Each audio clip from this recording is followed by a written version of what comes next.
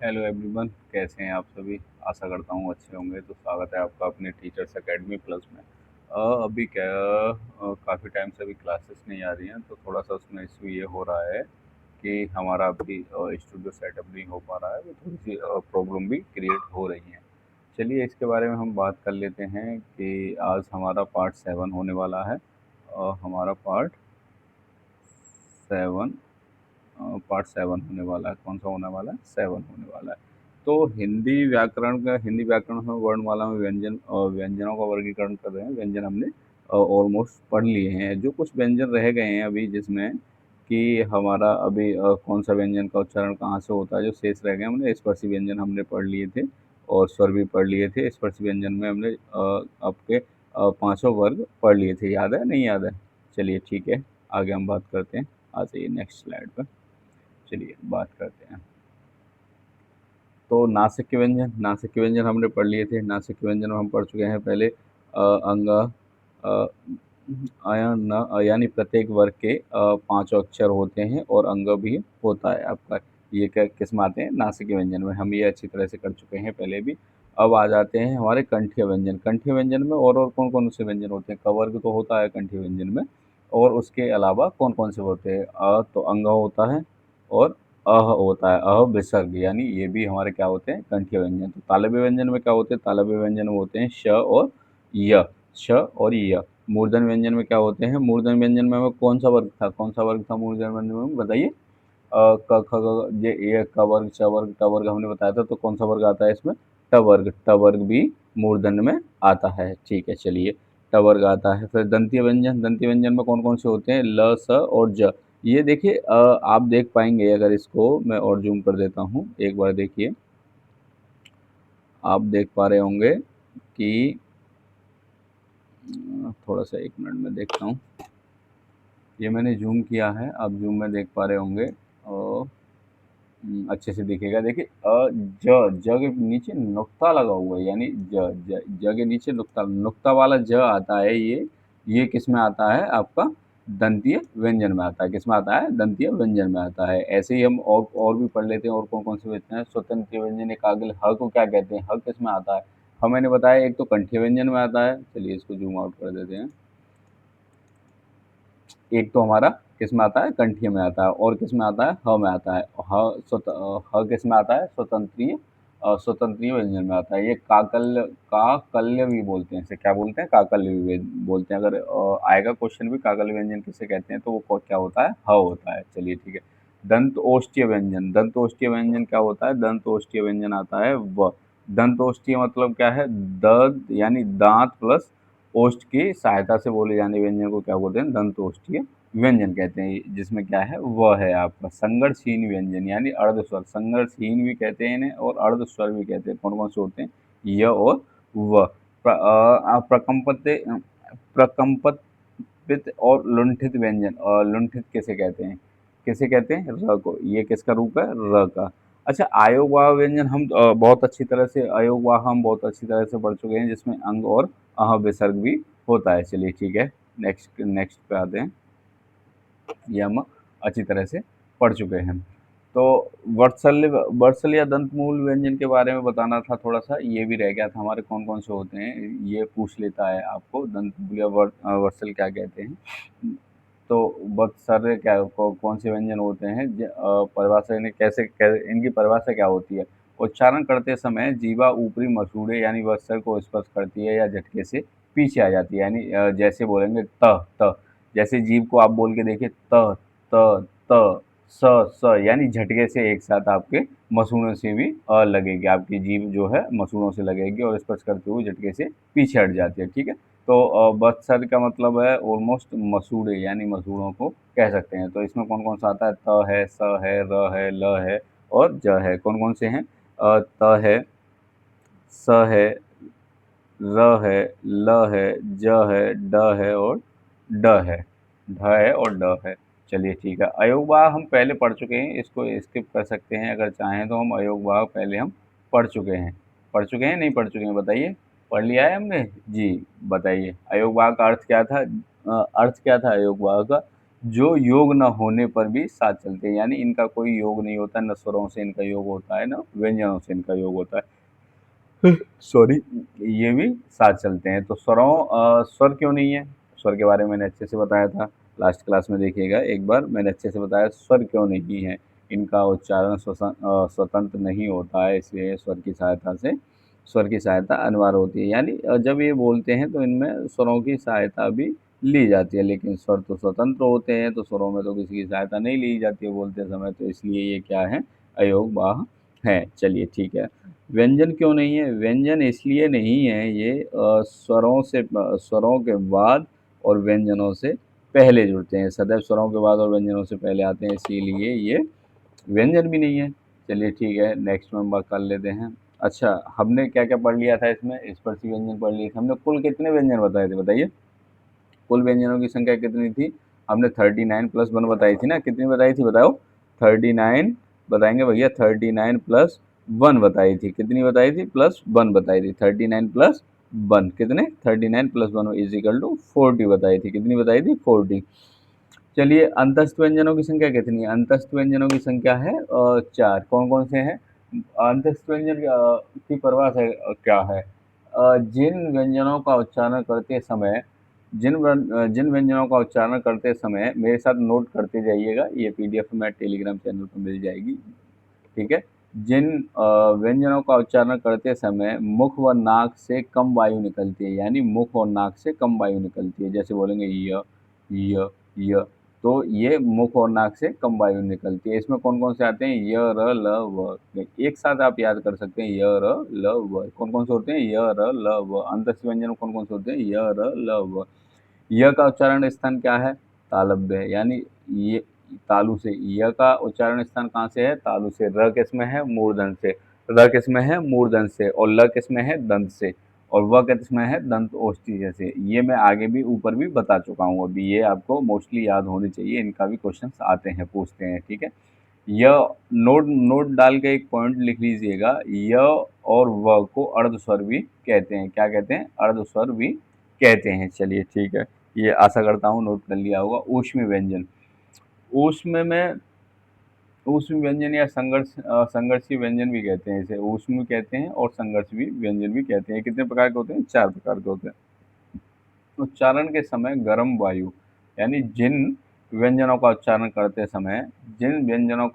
करते समय गर्म वायु निकलती है, उन्हें ऊष्मीय या संघर्षीय व्यंजन कहते हैं। ये कौन कौन से होते हैं? श, श, श और ह।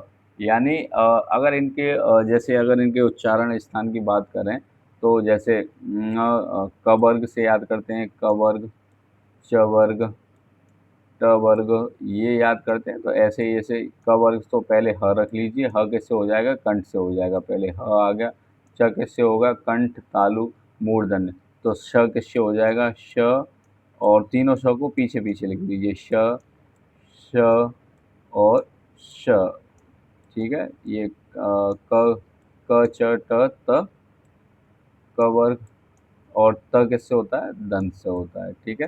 तो ये इनके उच्चारण वर्गों के हिसाब से भी होते हैं। वर्ग कौन कौन से वर्ग में आते हैं? जैसे क वर्ग किससे होता है?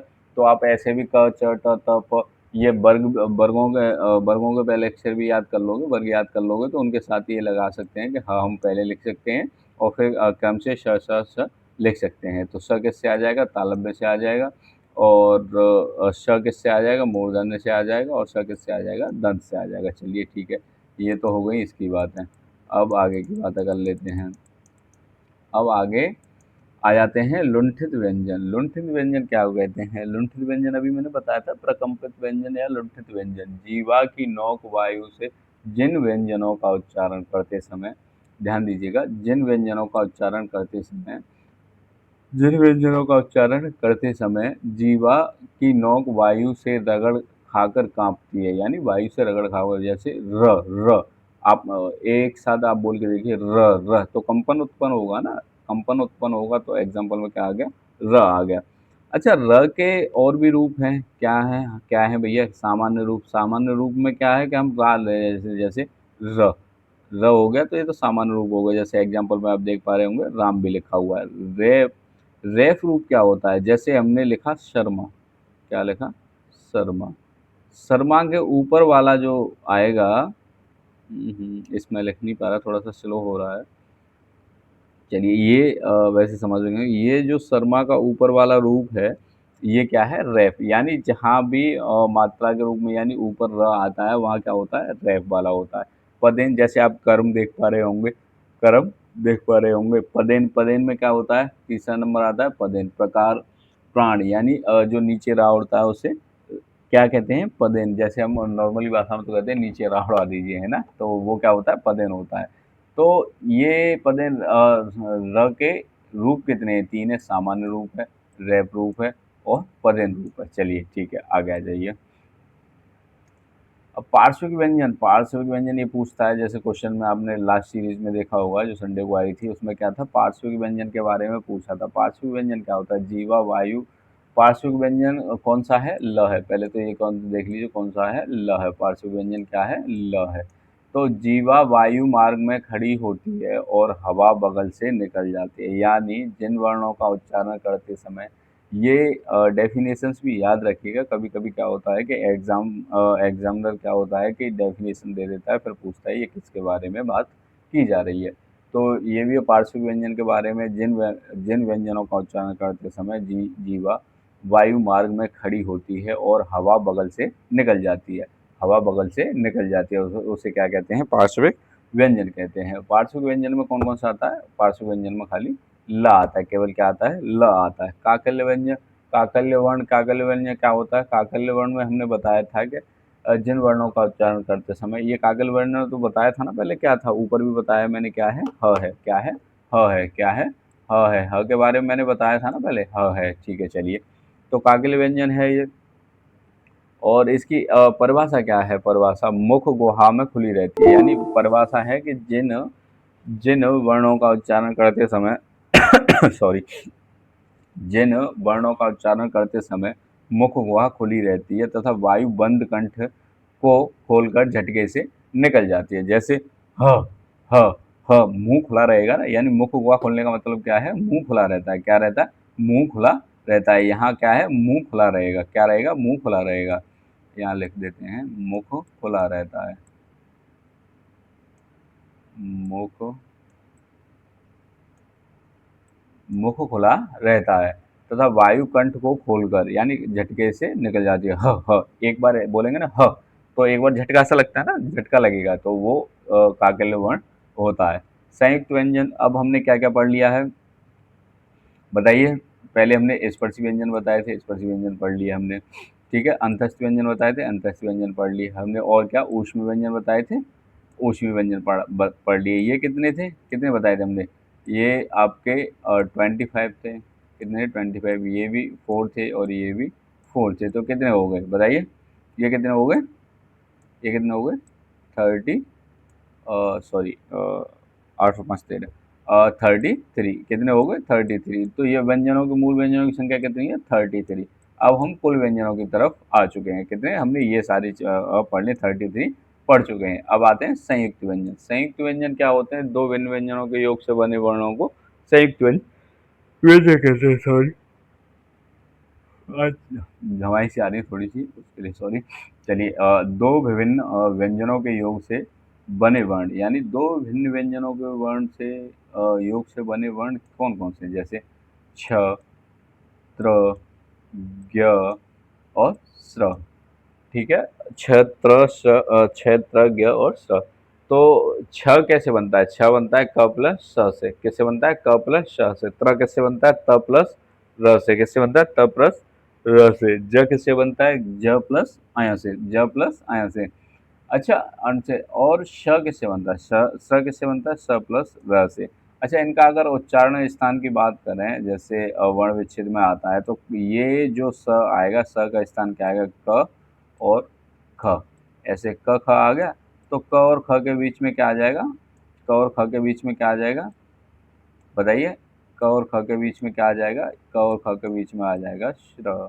क्या आ जाएगा, श्र। क्या आ जाएगा, श्र। ऐसे ही ये त्र, त्र किस में आएगा, त, थ, द, त थ द। तो ये किसके बीच में आएगा, त और थ के बीच में क्या आएगा, त्र आएगा। क्या आएगा?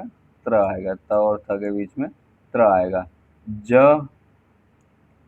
झ, च, छ, ज, ज और झ। झ के बीच में क्या आएगा? झ के बीच में क्या आएगा? ज्ञ आएगा। क्या आएगा? ज्ञ आएगा। ठीक है, इनके उच्चारण स्थान भी याद रखने हैं। कहाँ कौन सा आएगा? श और श। श और श के बीच में क्या आएगा? क्या आएगा? स के बाद क्या आएगा? त्र आएगा। क्या आएगा? श्र आएगा। क्या आएगा? श्र आएगा। श के बाद क्या आएगा? श्र आएगा। तो ये भी बात याद रखनी है। ठीक है, तो ये चारों स्थान, इनके उच्चारण स्थान भी मैंने बता दिए हैं, कहाँ से क्या क्या आएगा, तो ये भी याद रखने हैं आपको। ठीक है, कौन सा कहाँ आएगा ये भी याद रखना है।